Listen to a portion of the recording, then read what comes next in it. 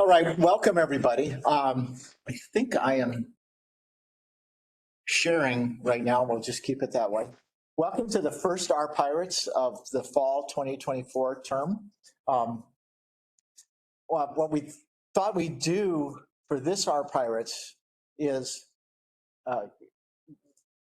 do a fun set of slides on R as your superpower. And it's kind of a review of the awesomeness of the multifaceted awesomeness of R. Most of you are in data analytics research and had intro to data math at some time.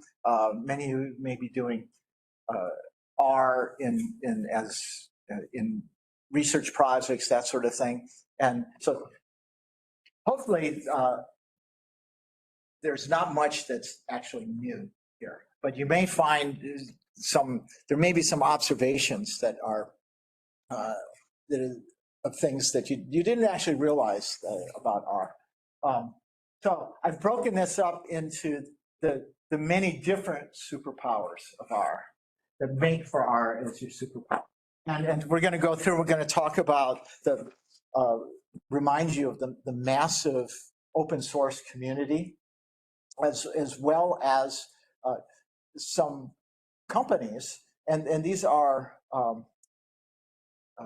one of the companies is actually a POSIT, which makes our studio, is a, what do you call it, a benefit company. It's not a nonprofit, it's not a profit, but it's in that category of company that's sort of a public benefit company.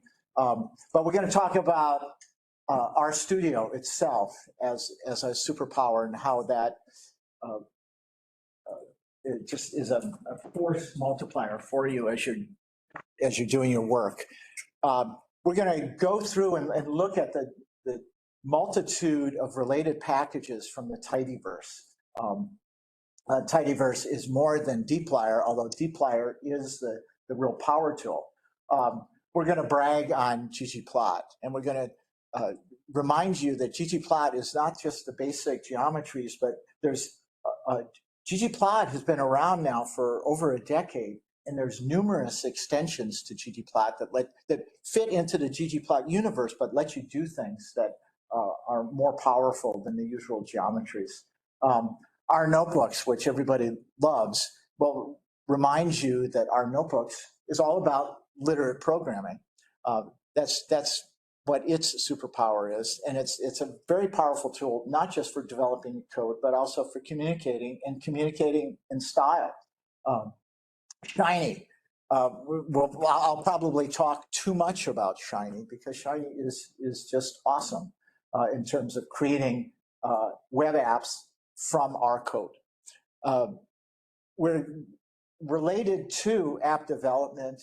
We have the FOCI cluster. I may call it the idea cluster because that's what muscle memory has me call it, which all of you have access to, and all of you should be using, unless your laptop is more powerful than one of the servers in the cluster.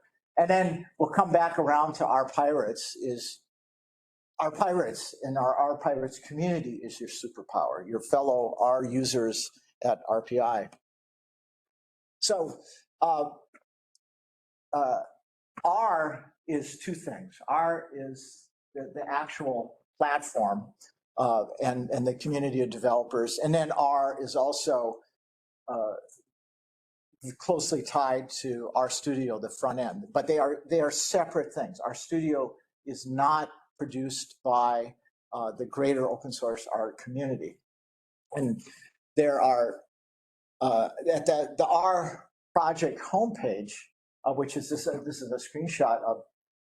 It's constantly keeping you informed of what the latest R version is. And you see here, the current R version is 4.4.1.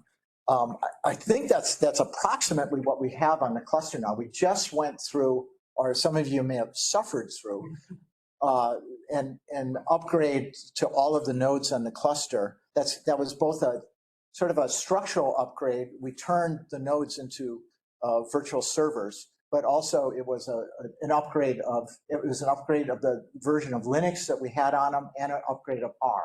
So, and everything was freshened across the board, which led to some issues. But we see kind of the stages of development and the previous versions of R. It also has announcements that for the greater R community, like the Use R conference.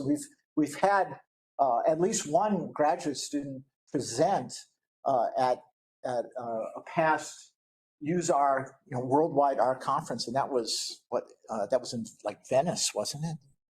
Yeah, Hannah De Los Santos, who created Multi-Window Shiny, or created the released version of Multi-Window Shiny, really, and has led the beauty of that system or that platform has led to the numerous campfire-based demos. Was presented at the Worldwide R Conference with all of the big shot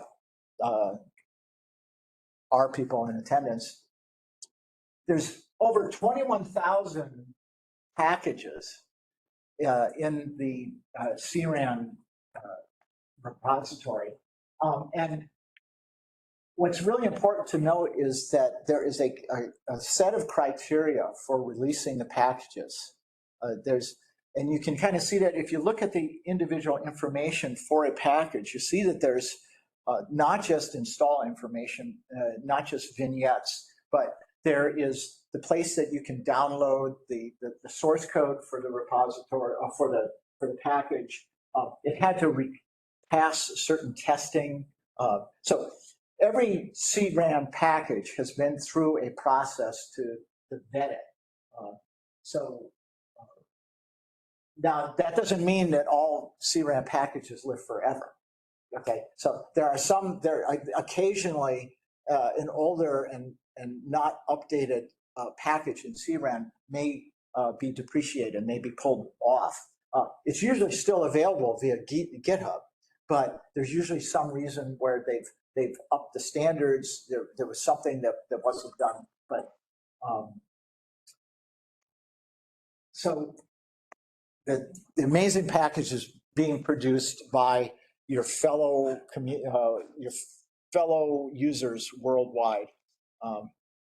And then that doesn't even count the packages that are being released less formally via GitHub, some of which we use. R Studio, and this is true for both R Studio, which you might install locally on your personal machine, or R Studio server. They work exactly the same. The wonderful source code editor, the tab source code editor, which also lets you view files, view your data frames, your variables. Not shown here are the function definitions, which you might not appreciate. These views expand.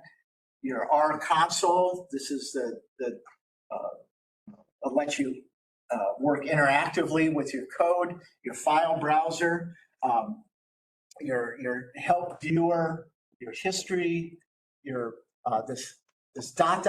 How many people know about the dot? Okay, the dot is, was it you that told me about it? No, it was one of Keith Frazier's students this summer told me about it.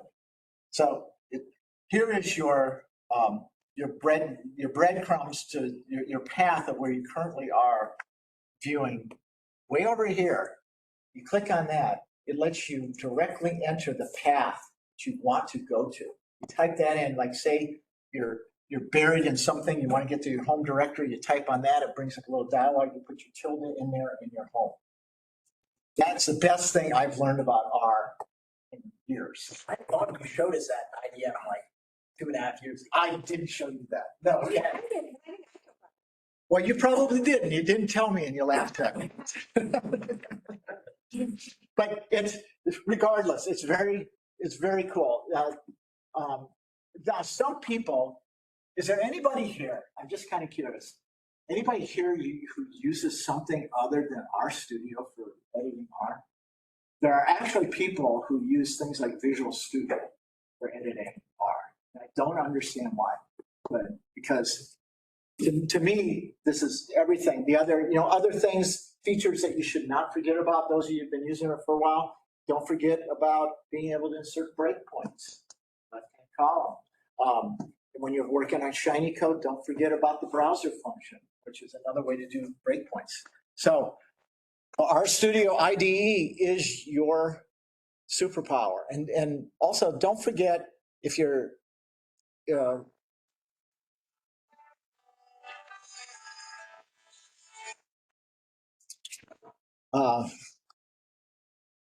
don't forget that RStudio is separate from R. You have to update them separately. You never have to worry about that on the cluster, but if you're doing it on your own machine, you've got to update them separately.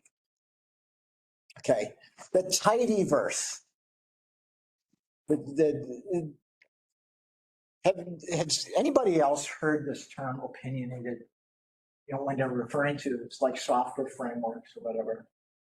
To me, it's kind of pretentious, but the reason for describing the tidyverse in this particular way is that there is a sort of a grammar of data transformation that assumes a certain data structure. Variables are columns, instances or observations are rows. That is, they consider to be tidy data. And the tidyverse is built upon that sort of common vision of data, and that's what makes the slicing and dicing of data in a tidyverse pipeline work the way it does. So the tidyverse, and the name comes from that, and tidyverse is a universe of packages, and these are a lot of the ones that you'll see. And a lot of people don't realize ggplot2 is part of the tidyverse. You don't have to install it separately. It's part of core tidyverse, and it's kind of it was kind of the instigator of Hadley Wickham's vision of the tidyverse. He created ggplots, or ggplot2. There is no ggplot1, by the way. Ggplot, there was a ggplot in his mind. Then he created ggplot2 for real. So he did a version control before he ever made it. It's based on this notion of grammar graphics, which is this literate way to create graphics in a layered fashion. It's actually not his, grammar graphics is not Hadley Wickham's vision. There's actually a separate paper or book that talks about it. But it was in working on ggplot2 that he had similar thoughts applied to data transformation. They're not the same thing. The tidyverse transformations are not layers, whereas ggplot is actual layers. But dplyr is the whole family of functions that we're familiar with: selecting, filtering, summarizing, mutating, relocating, ranging, all these different things that we do, even joining in the form of merging. Most of our really interesting functions that we use every day in the tidyverse are actually coming from dplyr. But tidyr is really interesting when you've got really messy data that you have to work around in order to get properly shaped. Tidyr is where that's coming from. So if you need to do strange kinds of pivots of your data frames, really strange manipulations, probably the function that you're looking for is coming from tidy, which is part of the core of tidyverse. Reader gives you an extra data input function. So in addition to again, smart functions. So instead of just read CSV, you've got CSV, TSV, different other sorts of things. There's additional packages also that read in some of these strange scientific data structures that you might see. Not shown here, actually, and I should have mentioned it, is JSON Lite, and there's a couple other similar JSON packages that read in and manipulate JSON.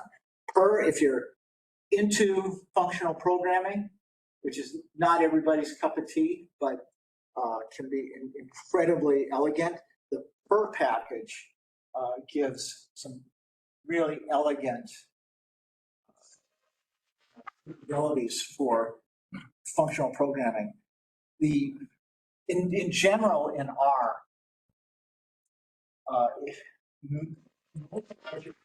for next loop can be done functionally in a very elegant way. And but it's not just about elegance.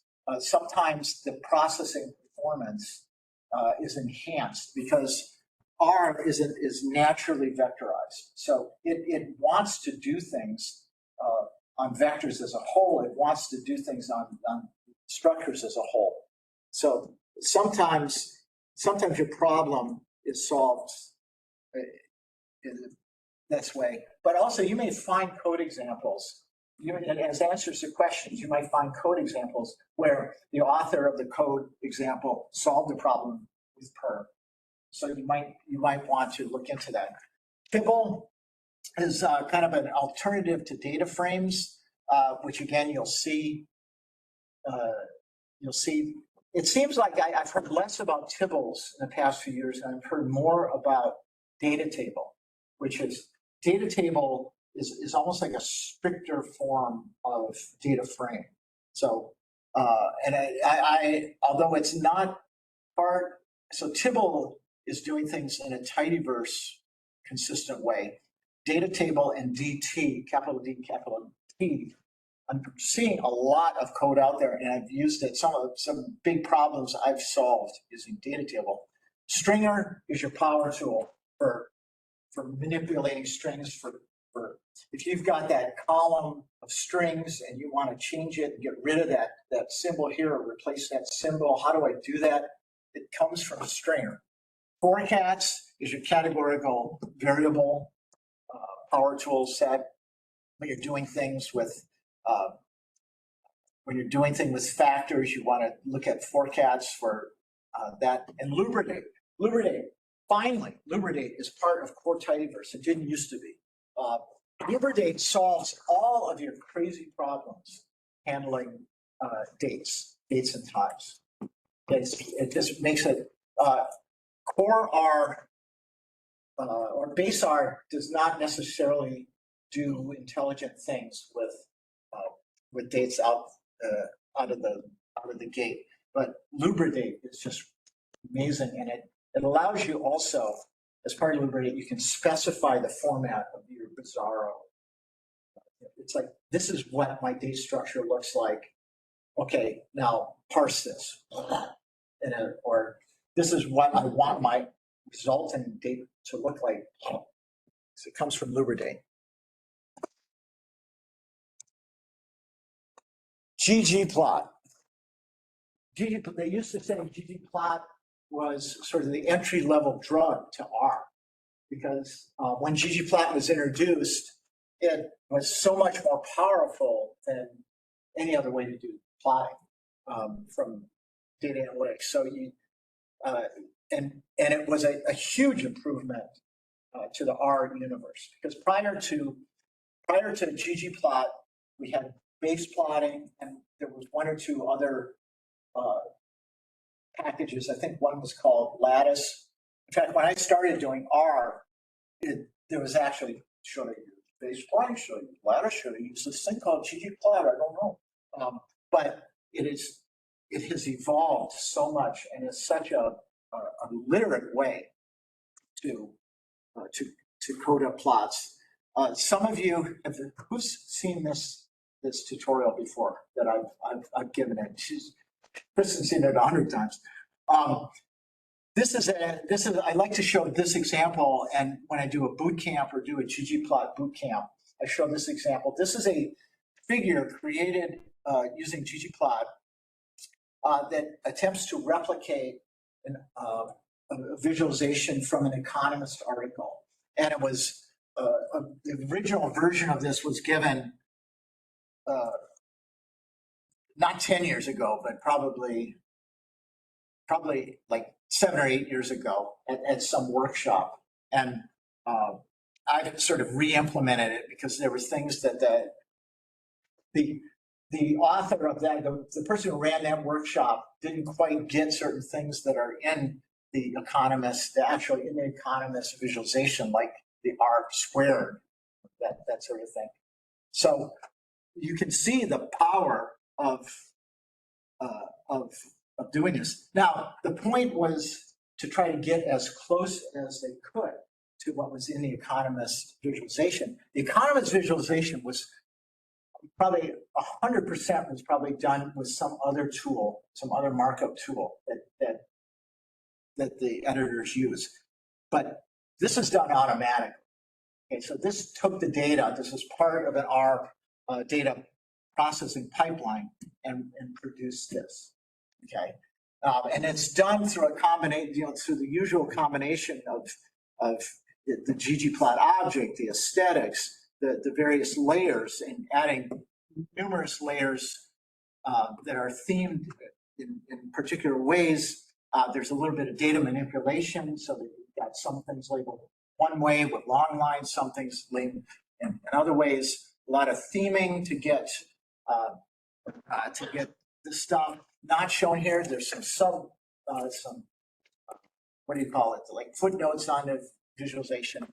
The point is that it's all in R and it's all automatic. So, and there's not any, you're not using Illustrator to move things around. But there's many different examples that you can have. Like here's a couple examples that if you're on the Mars project and data analytics researcher, I should go like this. These are, this is using ggplot, which is an extension, one of these extension modules that enters the ggplot universe for displaying PCA biplots. This is, it's called GG ternary, but this is also, this is done within the ggplot universe, but with a ternary diagram, just like the geologists have in their various publications. What's that? Pardon? Sorry. No, the LIBS people are going to be doing this. The one that has percentages, it's under one. All right, to pick the, yes, as long as you know what the combinations are that you need to be comparing. That's what it's all about. It's really weird to read. Tom, do you recognize these? Oh, you're a geologist. It's kind of hard to vector into this. It took us a while to kind of figure it out. You're trying to remember how to do it. No, I mean, you just go from each vertex, whatever point in the interior you want, and it tells you the percentages of the. So this one is 40%. Then you go across. Well, see, that's. And then it's. I'm sorry, that's you have 40 calcium, sodium, and 60 iron, magnesium, because you're on one of the. Wait. So this, I thought this is 60. This is 60 calcium, sodium, potassium. Okay. And this is 40, 20. Iron, magnesium. So anyway, the point is this is done through a ggplot extension. And for those of you who are in data analytics research, there's a notebook that actually demonstrates how to do this. More extensions. This one, a couple of different kinds of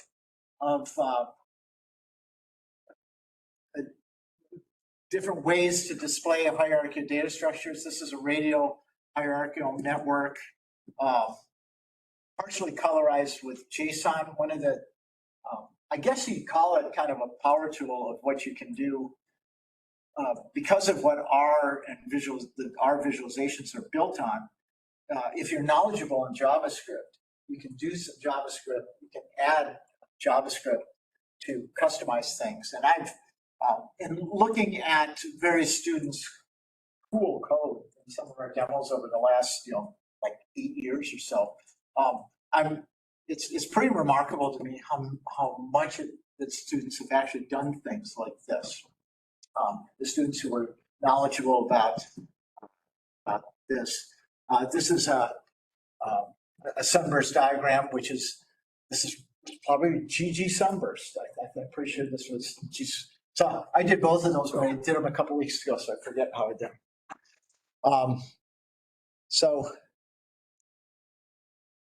And by the way, both of those are from a demo on the campfire.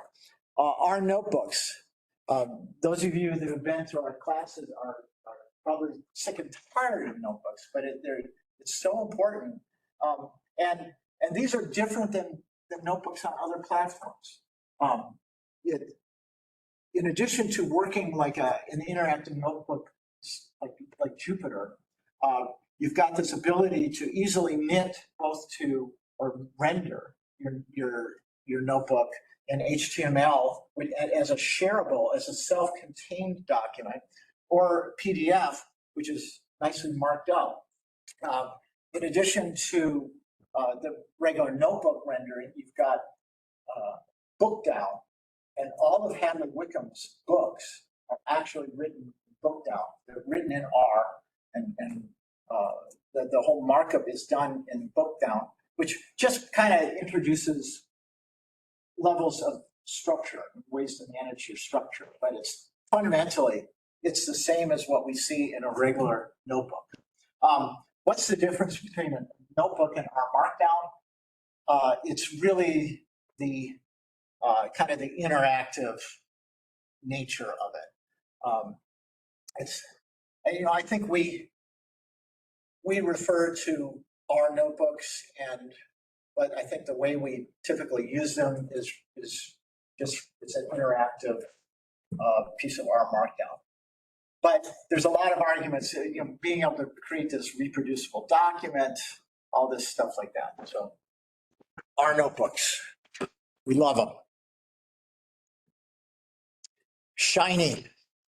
I think Shiny is, in talking with some people just today about how to publish apps, it is just so stupidly easy for us to take your analytics code, or even if it's not analytics code, even if it's something stupid like my Wordle R, my R-based Wordle solution wizard, which just solved its like 1170 something Wordle puzzles.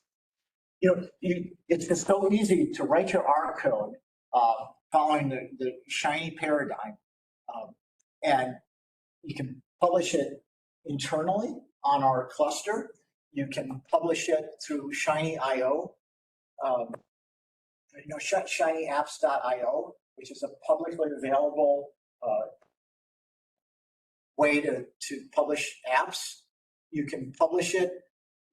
We've got many apps that we have used Docker, the container framework, we Dockerize them. We put them up on a public server, and literally thousands of users can use it because of how Shiny proxy distributes the load. So this is the app conceived of by our students, a couple of our students during our COVID-related work to reopen campus. Study Safe, it still rocks on. It is still harvesting near real-time Wi-Fi data from the .CIO's office from almost 1,400 Wi-Fi routers around the RPI network. It's the basis of the virtual campus tour Campfire app. Did that actually change? Didn't look like it changed. Oh, I should mention, just as a reminder, Shiny is a couple different things. Shiny is partly the user interface layout, and also that can be the definition of your input variables. Shiny is also the server functionality. These are all of the reactive structures, how inputs or changes to data structures affect changes in the rest of the app. That can also include how they update your output objects, whether that's text or whether that's visualizations, whether that's interacting with visualizations by something like Leaflet, which is the mapping package that we're showing here, which in itself, Leaflet is a superpower. A couple other apps that we did, COVID Minder, which was our team effort to visualize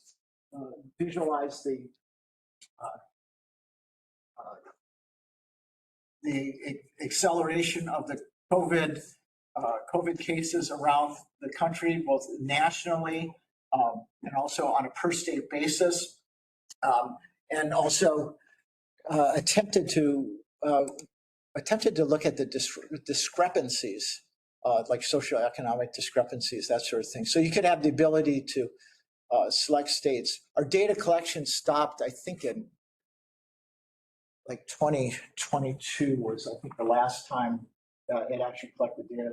One of the problems, so COVID Minder was fascinating at the very beginning as it was accelerating up. And it actually, COVID Minder started as a notebook. Then it turned into an app.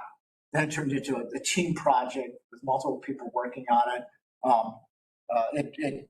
We had active contributions to it over a couple terms. And it was publicly available. And it took data from multiple sources, which was one of the big problems. Our prize-winning app, Mortality Minder, where we came, third place? Second place, third place? Everybody else was a company. Yeah, everybody in first place and second place were consulting companies. Yeah, Mad Lab. So little team at RPI came in third nationally. We were one of 11 teams that made it through the first round, which won us some money, and then we came in third. And this was looking back to it, even though this is dated 2018, 2019. Yeah, it was before COVID, but man, it looks like COVID. Oh yeah, so Mortality Minder was studying studied the growth of deaths of despair from 2000 all the way through 2017. It's worse now. It's absolutely, it would be fascinating to look at it further. But what was novel about it is we had the ability to not only look across these time spans, but also look at, for each state, look at the cause of death, look at the factors contributing. It was amazing to look at the different factors at different regions. Look at across the state. Yeah. Where did the data come from? Well, I was just about to mention, it was all over the place. There were several different, there was CDC data. There was County health rankings was a lot of it. Yeah, county health rankings. Consolidation spots, Yeah. tons of different data sources. It was a big part of this project was the data management, the data coming from different places, the visualization work, the application design work, because this app, instead of being tabbed like the other apps are, this app actually has kind of almost like a slideshow paradigm. I haven't clicked off in these screenshots, but you can actually, you go from page to page in the app by moving it, which is amazing to see when Professor Bennett is doing it on a huge touchscreen. But there's a lot of very intricate visualization to this, interactive visualization to this project. And I think it was probably our first really big intro to Shiny, just because of the intricacy of it. And we had an amazing team of students working on it. we had students that had nothing to do with data analytics. They were purely hired. Some of the students were purely hired to do UI stuff. We had a professional review. It was a real, and we had the RPI PR team involved. It was a really amazing project, all done in R. And then this, of course, is the Mars Data Explorer on the new campfire, the latest instantiation of the campfire with the high def curvy screens and a high def LED circular floor. And our big screens, this is all integrated. This is leaflet on the floor, getting the tiles from Mars. This is near real-time waypoint data from the Mars rover. This is the panorama looking off into the distance here. This is a sort of heat map of the Sherlock data. This is a really crappy PCA of the pixel data. All done in R. And this is, you'll notice if you look closely, these are tabbed interfaces on here. So it's like an app within an app within an app.